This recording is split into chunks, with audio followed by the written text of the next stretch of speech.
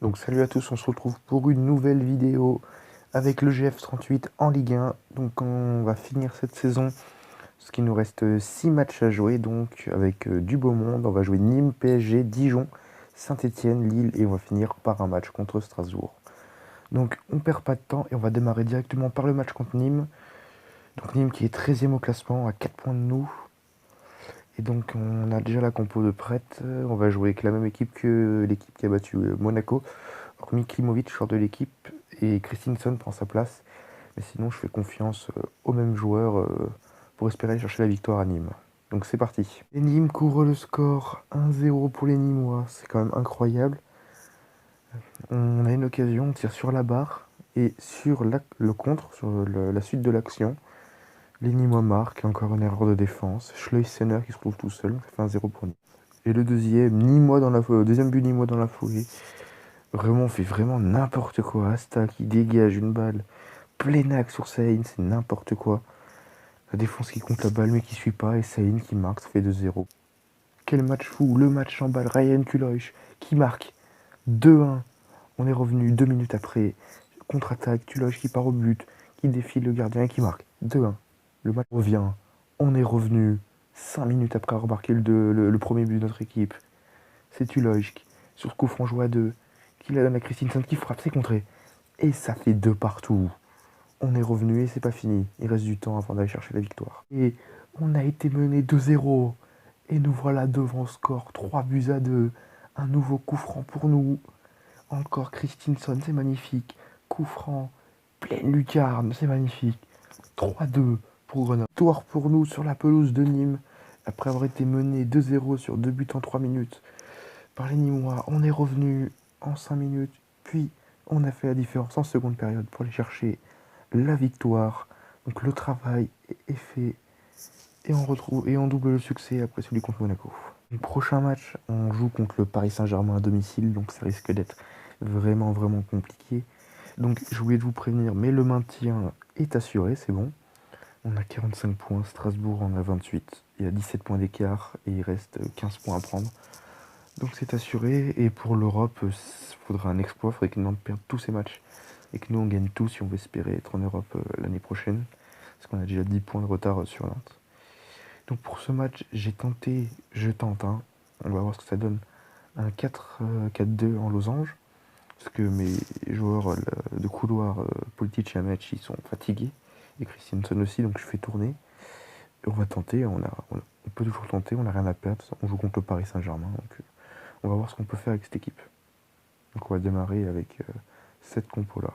C'est parti. Et Paris qui ouvre le score sur penalty de Neymar, c'est vraiment dommage. Donc ça fait un 0 pour Paris. Paris qui est réaliste, malheureusement. Pour nous, on fait pas un mauvais match. Paris est réaliste à 2 occasions, mais c'est 2 buts. Et malheureusement, c'est quasi fini pour nous. Donc dommage. Donc malheureusement, on s'incline face au Paris Saint-Germain dans un match où on n'a pas été mauvais.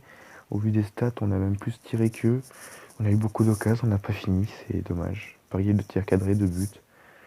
Donc bon, on va se servir de leçon de ce match pour aller chercher une victoire dans le prochain match. Et ensuite aller espérer un top 10 en fin de saison. Donc pour le prochain match face à Dijon, on passe dans un 4-2-3-1. Donc on retrouve Politic et Amechi qui reviennent, Christensen aussi. Et de là, il se retrouve sa place sur le terrain. Donc c'est parti pour... Donc on ouvre le score directement au retour des vestiaires par Ryan Tuloch sur une belle action menée par l'équipe avec un jeu en triangle. C'est bien joué, Tuloch à la conclusion, ça fait 1-0 pour Grenoble face à Dijon. Et on double la mise juste après, c'est magnifique. Tuloch pour inscrire son doublé à la limite du hors-jeu. Grenoble qui devrait l'emporter 2-0. Donc on finit par ce match donc, sur une belle victoire 2-0 face à Dijon. Dans un match qu'on a globalement maîtrisé, même si Dijon a eu quelques occasions.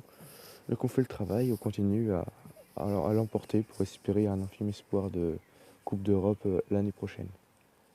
Le prochain match, on va jouer contre Saint-Étienne à l'extérieur, donc ça va être vraiment très compliqué.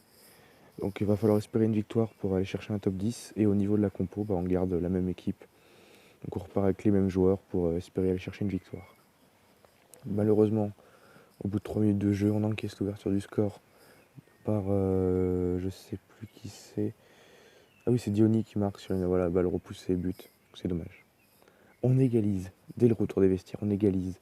Moukoudi contre son camp. Sur une frappe de Klimovic. C'est contré. Ça suit derrière, ça frappe. C'est contré, ça fait but. Et on est allé chercher cette victoire. 88e. On y est allé. Contre-attaque. Bogle qui résiste au défenseur. Qui s'en va au but et qui va marquer le but de la victoire. On l'emporte 2-1 sur la pelouse de Saint-Etienne. Après une première mi-temps compliquée, on a joué extrêmement haut et extrêmement offensif en deuxième période pour remonter et l'emporter face à Saint-Etienne. Donc c'est vraiment un très très bon résultat pour l'équipe. Prochain match, on va jouer contre Lille. Donc les espoirs d'Europe sont terminés. Maintenant l'objectif va être d'aller assurer un top 10 et ça va passer par une victoire face à Lille. Donc ça va être l'objectif de ce match, même si ça risque d'être très compliqué, mais on reste sur une bonne série. Hormis la défaite contre Paris, on a enchaîné pas mal de victoires. Donc on va voir ce qu'on peut faire face aux Lillois. Et au niveau de la compo, Christensen remplace Klimovic pour l'équipe. On ouvre le score d'entrée de jeu, plutôt retour des vestiaires encore. On avait l'habitude de marquer dans cette période. Récupération, balle haute, JT qui part au but. Et il transforme pleine lucarne, ça fait 1-0 pour Grenoble. On double la mise 10 minutes après. Xavier Amici qui fait le travail comme un grand et qui va nous offrir le deuxième but. Donc encore un jeu très bien fait, une belle action et ça fait but. 2-0. Lille qui réduit la marque à 5 minutes de la fin. Yazici qui marque, donc ça va faire attention maintenant de ne pas se craquer. Il ne faut pas se relâcher. Une belle action, on a très mal défendu et les Lillois en profitent. Donc ça fait 2-1, rien n'est fait pour la victoire dans ce match. On y parvient à aller chercher un succès mérité face aux Lillois dans un match où on aura dominé globalement ce match. Donc les 3 points nous reviennent pour ce match. Dernier match de la vidéo et de la saison. On va jouer contre Strasbourg à l'extérieur. Donc on va espérer aller chercher un top 10. Donc il nous faut on va chercher même un top 7. Ça va être l'objectif de ce match, même si Strasbourg va espérer aller chercher un maintien contre nous. Donc on va espérer chercher une bonne victoire. Et au niveau de la compo, on aligne les 11 meilleurs. Donc c'est parti pour ce match. Oh là là, c'est dommage. Strasbourg couvre le score sur corner.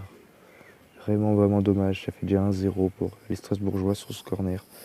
C'est Djikou qui récupère premier poteau et qui claque une tête pleine lucarne. C'est dommage. Malheureusement, on fait pas mieux qu'une défaite. Donc le top 10, on devrait l'avoir, mais pas le top 7. Donc c'est la fin de la vidéo. On vient de finir la saison. On finit à une 10e place, c'est dommage, parce que si on serait allé chercher au moins un match nul contre Strasbourg, on aurait pu finir au moins 8e, et si on aurait gagné, on aurait pu finir 7e. Mais bon, c'est pas très grave, on assure un top 10 pour notre première saison, c'est vraiment bien. Donc dans cette vidéo, on a fait une bonne série, puisqu'on a enchaîné par une victoire contre Nîmes 3-2, puis on a perdu contre Paris.